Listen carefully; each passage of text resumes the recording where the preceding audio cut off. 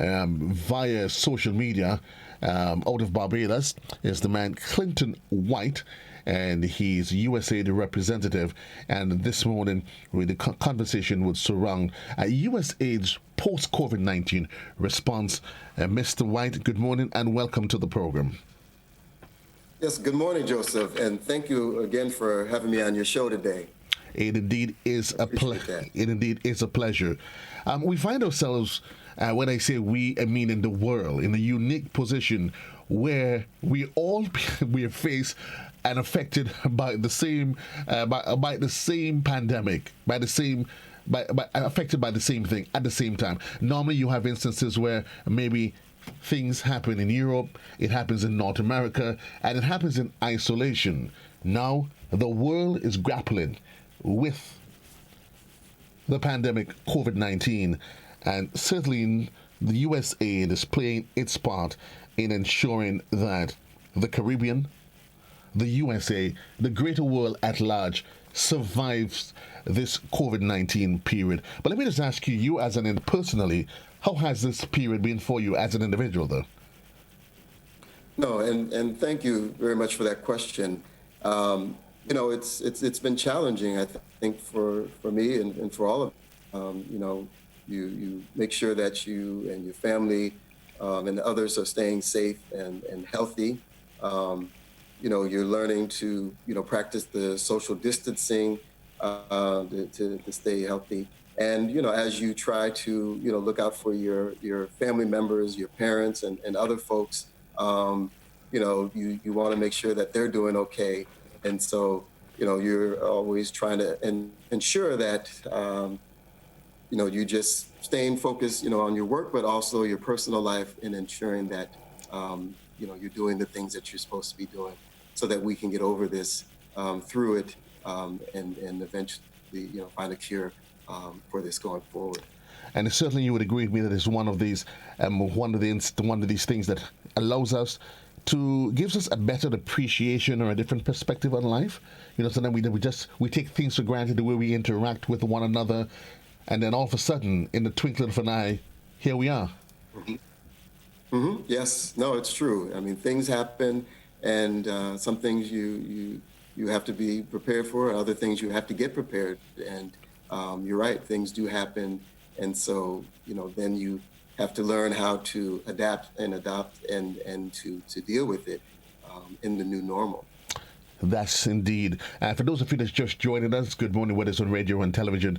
My guest this morning is Mr. Clinton White, and he's a regional representative for USAID. And we're just about to delve into the meat of the conversation regarding USAID's response to the region, Grenada, the world at large. USAID has been, I think I can safely say, the organization has been a household name for us here at home. We think in the most immediate, the post-Ivan period, and it is literally USA that's been a household name for the region. But let's talk specifically. What has been the organization's most immediate response in Grenada and the rest of the Caribbean?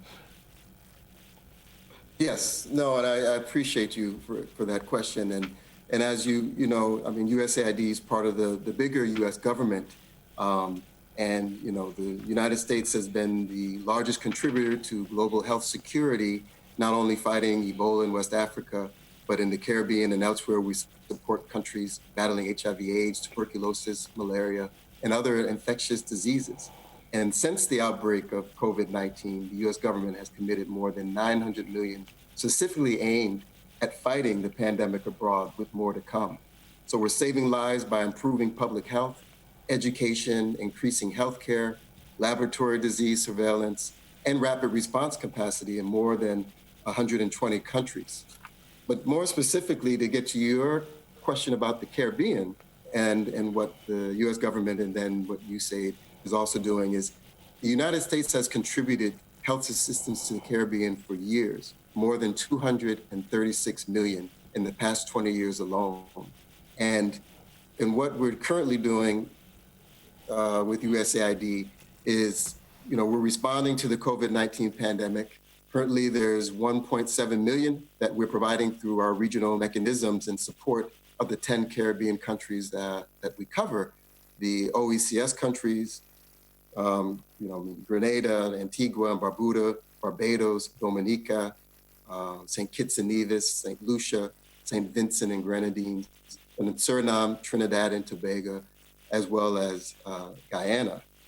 And here we're scaling up the risk communication efforts. We're providing water and sanitation. We're preventing and control infectious diseases in health facilities. We're managing COVID-19 cases, as well as building laboratory capacity and conducting virus surveillance. And, just for an example, we collaborate with the UN and the Eastern Caribbean, and we're working with UNICEF as one of our implementers.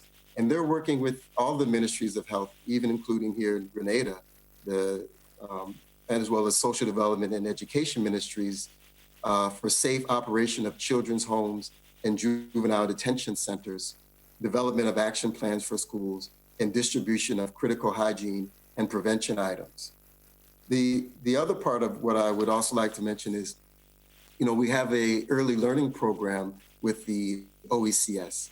And so here we're also focusing on secondary effects of COVID-19, where we're partnering with the OECS Commission to lead a comprehensive media campaign, including videos and posters, equipping parents and caregivers with information to support ongoing learning at home during the COVID-related school closures. So as all the schools have gone online, this work is continuing, and we're continuing to support those affected by the COVID-19, and Grenada is definitely part of that. But let me also expand a little bit more about what the U.S. government is doing.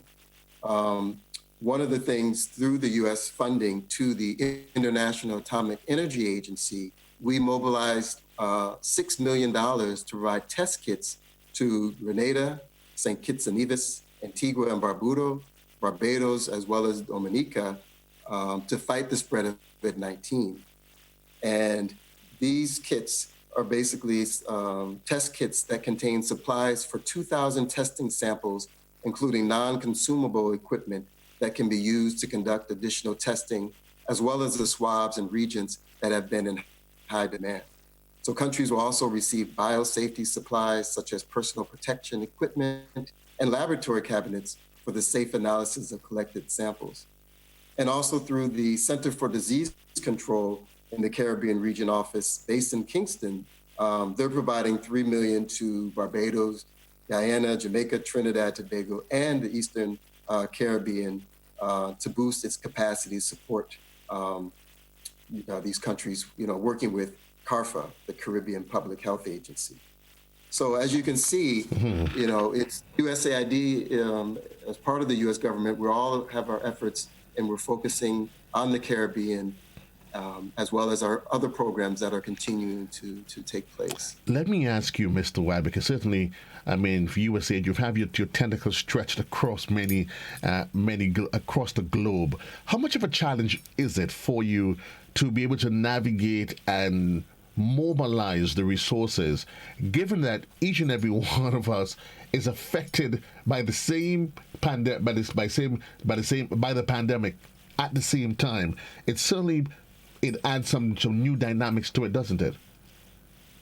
Well, it does and it doesn't, because, as you said, this is something that's ongoing, but, the U.S. government and USA through USAID and other agencies, we are always working on humanitarian responses.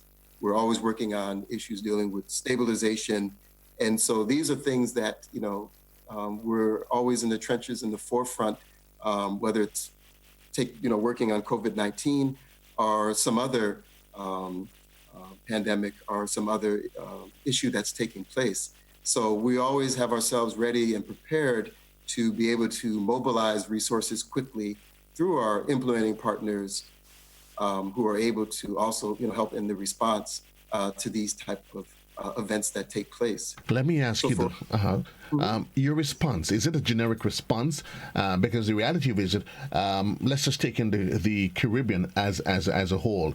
And I know, of course, there's the Eastern Caribbean, parts of Latin America, where in each of these territories, the dynamics is quite different. If we just hone in on what's happening here, while of course we faced by the same pandemic, of course there's a lot of logistics, there's a lot of, countries would have taken different decisions at specific times.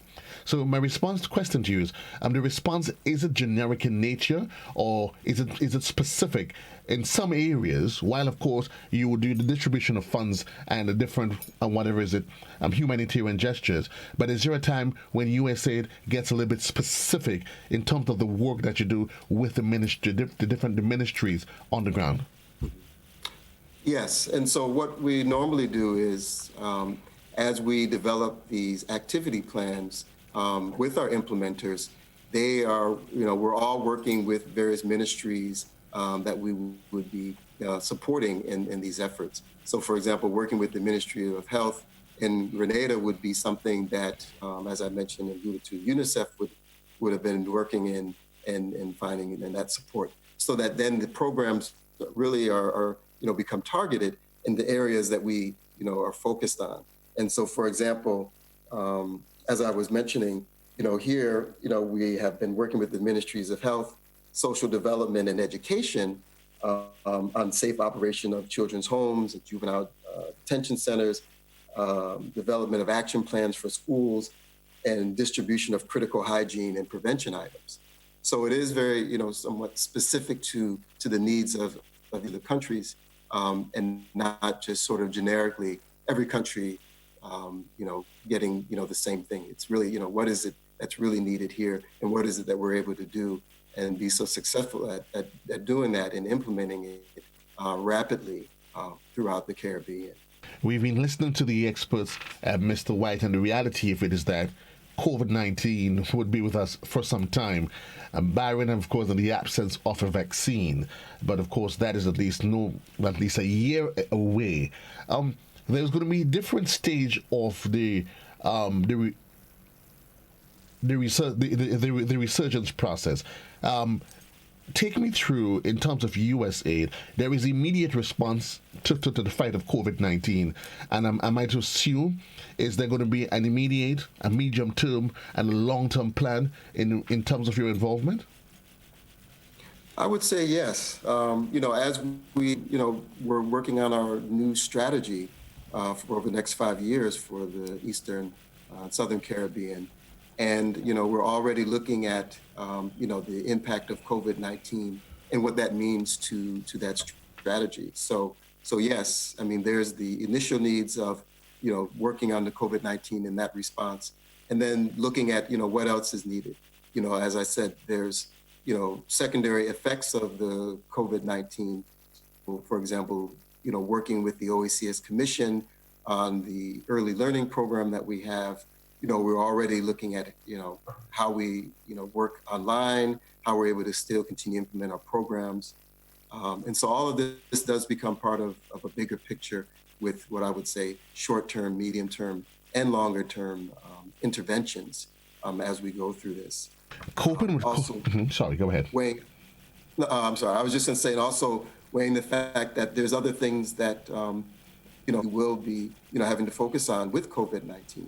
So with the hurricane season coming upon us, yes, we recently had $10 million for disaster resilience for the Eastern Southern Caribbean that will also be a part of our efforts in supporting Grenada and other countries, with those funds on resilience. So we have to look at, the big picture, as well as, how do we really focus and ensure that the needs are being met and the people in the Caribbean are being positively impacted by our assistance from the U.S. government. And I'm happy that, of course, you did specifically make mention of the hurricane season. That is literally right on our heels. Only yesterday, I was saying with one of my colleagues, here we are, yet while we grappling with COVID-19, the hurricane season is really right upon us.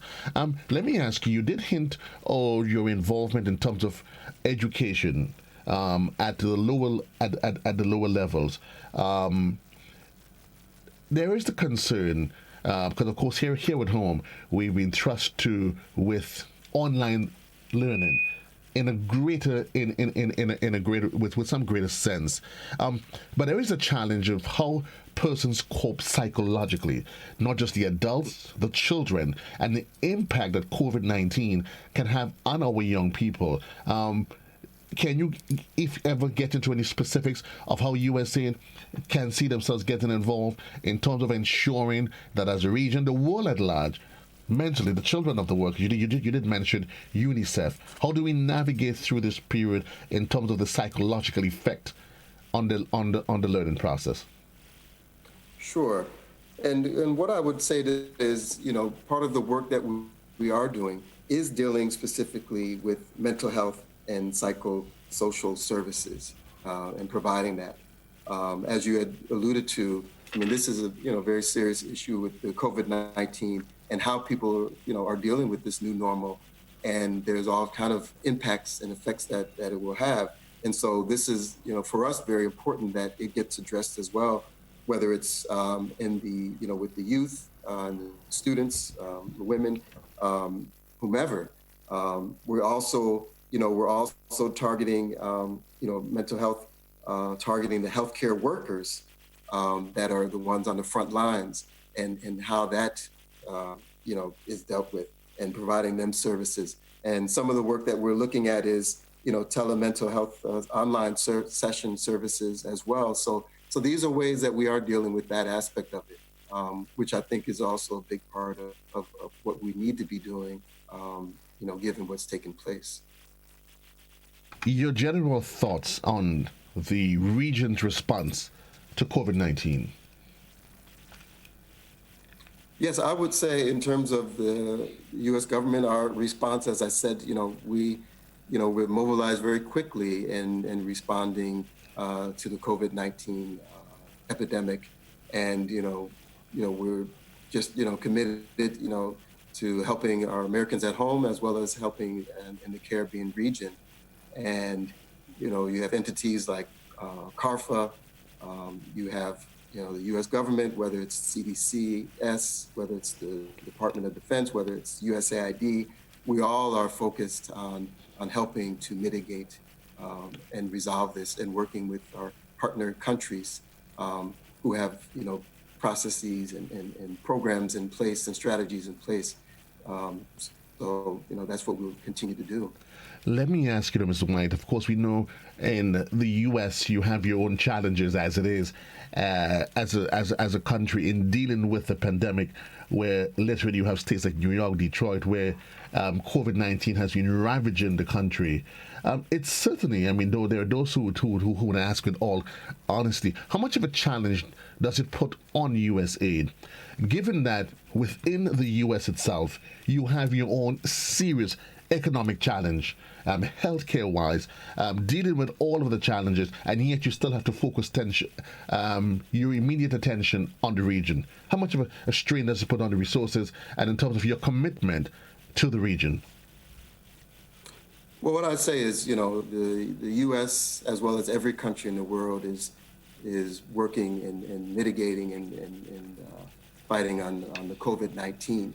And as I mentioned, our generosity here, in the Caribbean, our commitment to helping the Caribbean doesn't detract from the commitment to America at home.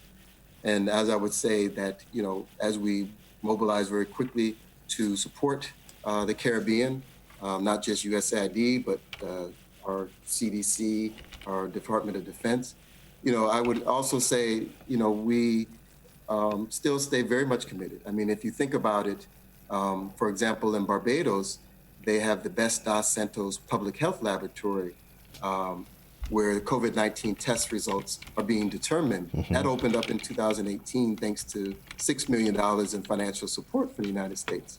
And, for USAID and others, again, we are always on the trenches, in the forefront of things that are taking place worldwide, and we will continue to do so.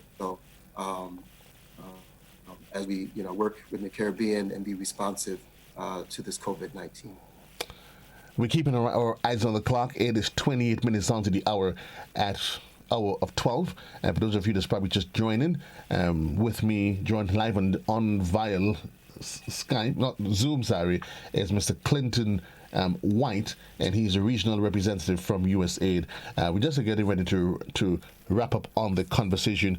Outside of what we've discussed, Mr. White, is there anything specifically you would probably want us to just to make reference to? Yes. One other thing I would just mention is that, our ambassador here, Ambassador Tagliata Tella for Barbados and the OECS countries, has been promoting her Stone of Hope campaign. And this highlights positive stories on how people are coping and helping others with COVID-19. And this phrase comes from Martin Luther King's I Have a Dream speech, back in 1963, where he started out of a mountain of despair, a stone of hope. And I just want everyone to realize, from the American people that, we're all in this together and that we will all get through this together and we're all one. And, the support for the Caribbean is still and will always be there. And just reiterating, that support and that commitment.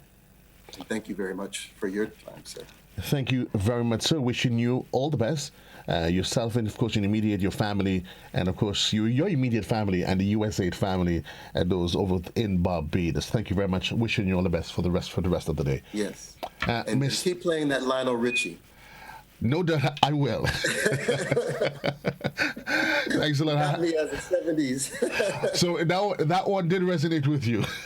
Very much so. I loved it. Okay, great. No problem. Thank you very much, sir. And we want to say thanks. All the best to you. And we want to say thanks to those of you, our listeners on GBN's television, channel 7 and 11. And, of course, I was speaking there with Mr. Clinton White, who's a USAID representative. We continue, of course, with Classic in the Morning Time. We're getting ready to say goodbye to our viewers on GBN's channel 7 and channel 11. But, of course, we're going to continue right here on Classic as we continue to the midday, which, of course, at the top of the hour will be the midday edition, a production for News and Current Affairs Department.